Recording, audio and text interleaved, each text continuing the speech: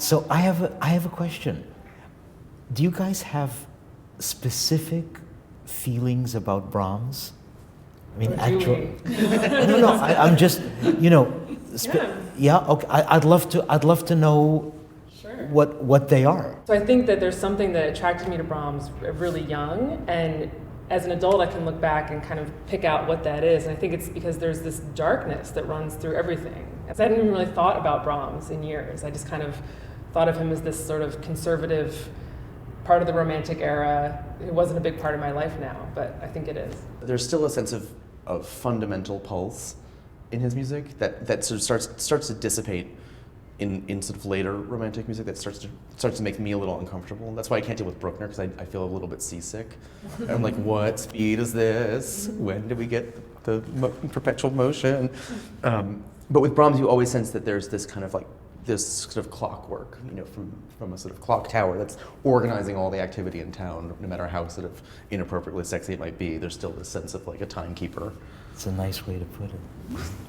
Well, I certainly agree that there's real sadness there all the time. Mm-hmm. And I think that when you say that a conservative person, I guess I suppose in some respects you can call him conservative, but I read a long time ago, an essay by Schoenberg called Brahms the Progressive, where he tries to show that Brahms was not very, very backward looking.